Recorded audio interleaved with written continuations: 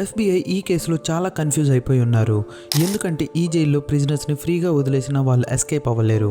అలాంటిది ఇక్కడి నుంచి ముగ్గురు ప్రిజనర్స్ ఎలా ఎస్కేప్ అయ్యారు? వీళ్ళు ఎస్కేప్ అయిన 10 అవర్స్ వరకు అసలు ఈ విషయం జైల్ అథారిటీకి కూడా తెలీదు. ఓన్లీ FBI ఒకటే కాదు, యుఎస్లో టాప్ 3 ఏజెన్సీస్ కూడా ఈ కేసుని సాల్వ్ చేయడంలో ఇన్వాల్వ్ అయి ఉన్నాయి. ఈ జైల్ బ్రేక్ లాస్ట్ 60 ఇయర్స్ నుంచి ఒక అన్క్లియర్ డార్క్ మిస్టరీలానే ఉండిపోయింది. Hello people, welcome to tales of Tarun. Pacific ఓషన్లో ఉన్న ఈ చిన్న ఐలాండ్ 22 ఏకర్స్ ఏరియాలో స్ప్రెడ్ అయ్యి ఉంది. ఇంకా ఇందులో వరల్డ్లోనే డేంజరస్ క్రిమినల్స్ని ఉంచేవాళ్ళు. అల్కట్రాజ్ అనే పేరుతో ఉన్న ఈ ఐలాండ్ ఓషన్ మధ్యలో ఒక పెద్ద స్టోన్ మీద ఉన్నది. దీనివల్ల దీన్ని ది రాక్ అని కూడా పిలుస్తారు. ఈ ఐలాండ్ ఓషన్తో సరౌండ్ అయి ఉండడం వల్ల ఎక్స్ట్రా ప్రొటెక్షన్ కోసం దీని చుట్టూ 15 ఫీట్ హైట్ ఫెన్స్ని కూడా కన్స్ట్రక్ట్ చేశారు. జైల్ ఇన్ఛార్జెస్ 24/7 మానిటరింగ్తో పాటు ఈ ఐలాండ్ పెసిఫిక్ ఓషన్కి దగ్గరలో ఉండడం వల్ల వేవ్స్ ఇంకా హై విండ్స్ ఈ ఐలాండ్కి సరౌండ్ అయి ఉంటాయి. ఈ అన్ని కండిషన్స్ చూసి 1934లో దీన్ని ఫెడరల్ ప్రిజన్గా డిక్లేర్ చేశారు. ఇన్ షార్ట్, ఇక్కడికి ఎవరైనా ఒక్కసారి వస్తే వాళ్ళు ఎస్కేప్ అవ్వడం ఇంపాసిబుల్. ఈ జైల్కి ఇన్ఎస్కేపబుల్ అనే రికార్డ్ ఉంది. కానీ జూలై 12, 1962లో ముగ్గురు ప్రిజనర్స్ జైలర్స్కి షాక్ ఇచ్చి ఎస్కేప్ అయిపోయి జైల్ రికార్డ్ అండ్ ఫ్రేమ్ని బ్రేక్ చేశారు. ఈ ప్రిజన్ బ్రేక్లో ఈ 4 ప్రిజనర్స్ది మేజర్ రోల్ ఉంది. అండ్ ఇందులో జాన్ ఏంజలిన్ ఇంకా క్లియరెన్స్ ఏంజలిన్ అనే వీళ్ళు ఓన్ బ్రదర్స్. అండ్ వీళ్ళు ఒక బ్యాంక్ రాబరీ కేసులో జైలుకి వచ్చారు. తరువాత ఫ్రాంక్ మారిస్, తిను 13 ఇయర్స్ ఆఫ్ ఏజ్ నుంచి ఆన్ అండ్ ఆఫ్ మోస్ట్లీ జైల్లోనే ఉన్నాడు. అండ్ తిను కూడా ఒక బ్యాంక్ రాబరీ కేసులోనే జైలుకి వచ్చాడు. లాస్ట్లో తినే అలెన్ వెస్ట్, తిను ముందు కూడా చాలా జైల్స్ నుంచి ఎస్కేప్ అవ్వాలని ట్రై చేసి మ్యాక్సిమం సెక్యూరిటీ ఉన్న అల్కట్రాజ్లో ఉంచారు. అలెన్ వెస్ట్ ఈ జైల్లో చాలా ముందు నుంచి ఉన్నాడు. సో జైల్ కాంపౌండ్స్ అన్ని అలెన్కి బాగా తెలుసు. అండ్ జైల్ నుంచి ఎస్కేప్ అవ్వడం అనే ఐడియా కూడా అందరికన్నా ముందు 1960లో అలెన్ వెస్ట్ వాళ్ళ ఫెలో ప్రిజనర్స్తో చెప్తాడు. అలెన్ జైల్లో బ్లాక్ బి దగ్గర ఒక లూప్ హోల్ ఫైండ్ అవుట్ చేశాడు.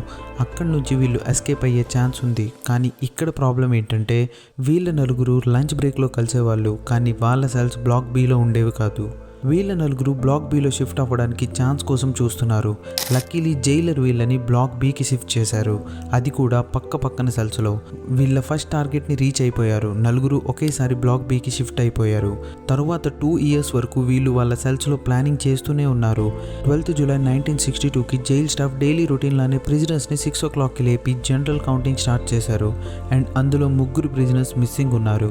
స్టాఫ్ అన్ని సెల్స్ని మళ్ళీ రీచెక్ చేస్తూ అలెన్ బ్రదర్స్తో పాటు ఫ్రాంక్ మారిస్ని వాళ్ళ బెడ్ మీద పడుకుని ఉన్నట్లు చూస్తారు. పోలీస్కి ఇది నార్మల్ విషయం అనిపించలేదు. వాళ్ళు లోపలికి వెళ్ళి చూస్తే అక్కడ 3 బెడ్స్ మీద కూడా డమ్మీ హెడ్స్ పెట్టి ఉన్నాయి. మీరు విన్నది కరెక్టే. వాళ్ళు ముగ్గురు ఎస్కేప్ అయిపోయి సోప్, ప్లాస్టర్ ఇంకా కాంక్రీట్ మిక్సర్తో చేసిన డమ్మీ హెడ్స్ పెట్టేశారు. ఇందులో ఒకటి పోలీస్ హ్యాండ్ తగిలి క్రింద పడి విరిగిపోతుంది. ఇది చూసిన పోలీస్ ఒక్కసారి షాక్ అయిపోతారు. ప్రిజనర్స్ ఎలానో ఐలాండ్ క్రాస్ చేయలేరని వీళ్ళు ఐలాండ్ అంతా సర్చ్ చేసి చూస్తారు. కానీ ఎక్కడా వీళ్ళకి ఆ ప్రిజనర్స్ దొరకలేదు. అందరికీ మైండ్లో ఒకే డౌట్ రన్ అవుతుంది. ఇఫ్ ఆ ప్రిజనర్స్ వాల్ బ్రేక్ చేసినా ఈ ఐలాండ్ నుంచి ఎక్కడికి వెళ్ళారు? కానీ ఎస్కేప్ అయిన వాళ్ళలో అలెన్ వెస్ట్ లేడు. అండ్ తినే ఈ ఎస్కేప్ ప్లాన్ డిజైన్ చేసింది. ఇన్వెస్టిగేషన్ టీమ్ని పిలిచి FBI కూడా రిపోర్ట్ చేశారు. అండ్ తెలిసింది ఏంటంటే ముగ్గురు వాళ్ళ వాల్స్కి ఉన్న వెంట్స్ని బ్రేక్ చేసి ఎస్కేప్ అయ్యారు. ఇక్కడ షాకింగ్ విషయం ఏంటంటే టోటల్ 4 సెల్స్లో కూడా వెంట్స్ హోల్ చేసి ఉన్నాయి. అలెన్ వెస్ట్ కూడా హోల్ చేసుకున్నాడు. కానీ ఏదో రీజన్ వల్ల తిను ఆ హోల్ నుంచి వెళ్ళలేకపోయాడు. అలెన్ వెస్ట్ ఇంకా అబద్ధం చెప్పే ఛాన్స్ లేక ఇన్వెస్టిగేటర్స్కి వాళ్ళ టోటల్ ప్లాన్ చెప్పేస్తాడు. అండ్ ప్లాన్ అంతా తినదే అని కూడా అలెన్ ఒప్పేసుకుంటాడు. తినే ఆ డమ్మీ హెడ్స్ తయారు చేశాడు. అండ్ వీళ్ళు వాళ్ళ హెడ్స్కి యూజ్ చేసిన హెయిర్ జైల్లో హెయిర్ కట్ అప్పుడు తీసుకున్నది అని చెప్తాడు. నలుగురు వాల్స్కి ఒక 5/9 ఇంచెస్ స్మాల్ వెంట్ ఉండేది. అండ్ అలెన్ జైల్ మెయింటెనెన్స్లో కూడా వర్క్ చేయడం వల్ల అలెన్కి దీని లూప్ తెలిసింది. తినకి తెలిసింది ఏంటంటే ఈ వాల్ జస్ట్ 5 ఇంచెస్ థిక్నెస్తో ఉండేవి. అండ్ వెంట్ హోల్ని ఈజీగా బ్రేక్ చేయొచ్చు.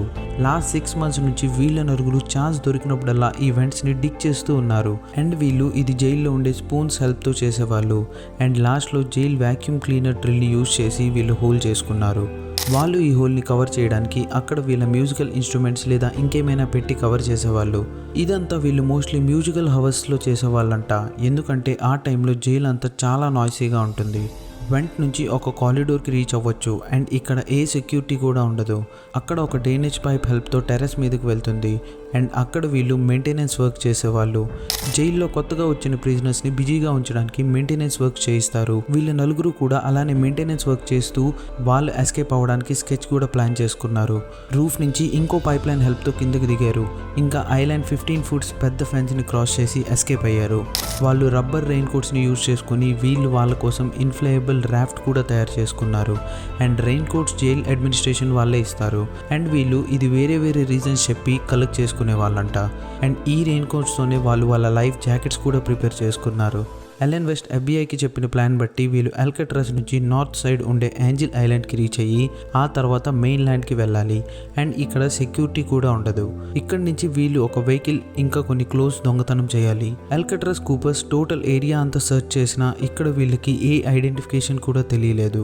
ఇంపాసిబుల్ సెక్యూరిటీని క్రాస్ చేసిన ఆ ప్రిజనర్స్ ఓషన్లోనే ఎండ్ అయిపోయారా లేదా ఎలెన్ వెస్ట్ చెప్పిన ఆ ప్లాన్ కూడా స్టోరీనేనా ఇప్పటికీ తెలీదు.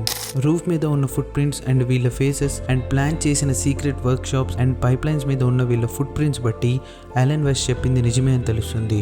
ఇప్పుడు ఎఫ్బీఐతో పాటు Coast Guard, Bureau of Prison and Marshal Service కూడా వీళ్ళని వెతకడంలో పడ్డారు. కానీ వీళ్ళకి ఏ ఎవిడెన్స్ కూడా దొరకలేదు. ఈ కేసు ఒక ఎస్కేప్ కన్నా ఒక మిస్టరీలా అయిపోయింది. 4 days తర్వాత కోస్ట్ గార్డ్స్కి వాటర్ మీద ఫ్లోట్ అవుతూ ఒక వుడెన్ ప్యాడల్ దొరికింది అండ్ ఇది ఆ రాఫ్ట్దే అనుకున్నారు. ఆ తర్వాత 2 రెయిన్ కోట్స్తో చేసిన బ్యాగ్ కూడా దొరికాయి. అందులో prisoners family photos and letters ఉండేవి. దీంతో ప్రిజనర్స్ మెయిన్ ల్యాండ్ వరకు రీచ్ అవ్వలేదు అని ఎఫ్బీఐ ఫిక్స్ అయ్యారు. కానీ ఎన్ని డేస్ వెయిట్ చేసినా ఓషన్ వాటర్ మీద ఏ బాడీ కూడా ఫ్లోట్ అవుతూ కనిపించలేదు. కొన్ని థీరీస్ అయితే ప్రిజనర్స్ రాఫ్ట్తో కాకుండా స్విమ్ చేస్తూ మెయిన్ ల్యాండ్ రీచ్ అయిపోయారంటారు. బికాజ్ 1962లో ఎస్కేప్ తర్వాత ఎఫ్బీఐ ఏంజలిన్ బ్రదర్స్ ఫ్యామిలీని క్లోజ్గా మానిటర్ చేసేవాళ్ళు. వాళ్ళ ఫ్యామిలీలో ఒక పర్సన్ ఎఫ్బీఐకి చనిపోతూ జాన్ అండ్ క్లేరెన్స్ ఓల్డ్ బ్రదర్ వాళ్ళ సిస్టర్స్కి వాళ్ళ బ్రదర్స్ బతికే ఉన్నారు అండ్ వాళ్ళు ఆయనతో కాంటాక్ట్లో ఉన్నారని చెప్తారు. వీళ్ళ ఫ్యామిలీ మెంబర్స్ ఎఫ్బీఐకి వాళ్ళ ఫ్యామిలీ గ్యాదరింగ్స్లో 2 స్ట్రేంజ్ ఉమెన్ అన్సీన్ మేకప్లో వచ్చేవాళ్ళని కూడా చెప్తారు. మేబీ ఏంజలిన్ బ్రదర్స్ వాళ్ళ ఐడెంటిటీ మార్చుకుని అక్కడికి వచ్చేవాళ్ళేమో. ఈ కేసు అయిన 15 years తర్వాత బ్రెజిల్లో ఈ 2 బ్రదర్స్ సిమిలర్గా ఉండే ఒక క్లబ్లో కెమెరాకి క్యాప్చర్ అయ్యారు. వాళ్ళ ఫ్యామిలీ మెంబర్స్ కూడా వీళ్ళిద్దరు ఏంజలిన్ బ్రదర్స్ అనే క్లెయిమ్ చేశారు. కానీ యుఎస్ మార్షల్ సర్వీస్ ఇన్వెస్టిగేటర్స్ మాత్రం ఈ పిక్లో ఉన్న వాళ్ళ ఏజ్ అండ్ ఏంజలిన్ బ్రదర్స్ వాళ్ళ ఏజ్తో మ్యాచ్ అవ్వడం లేదని క్లెయిమ్ చేస్తారు. ఈ కేసు అయిన నెక్స్ట్ ఇయరే అల్కట్రాజ్ని క్లోజ్ చేసేశారు.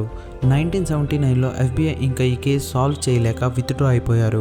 కానీ యుఎస్ మార్షల్ సర్వీస్ వాళ్ళు మాత్రం ఈ రోజు వరకు ఈ కేసుని ఇన్వెస్టిగేట్ చేస్తున్నారు. అండ్ అల్కట్రాజ్ని ఇప్పుడు ఒక టూరిస్ట్ నేషనల్ పార్క్లా చేసేశారు. అండ్ ఇక్కడ బ్లాక్ బి అలానే ఉంది. ఈ వీడియో కానీ మీకు ఇన్ఫర్మేటివ్ అనిపిస్తే like, share and subscribe. Thank you for watching.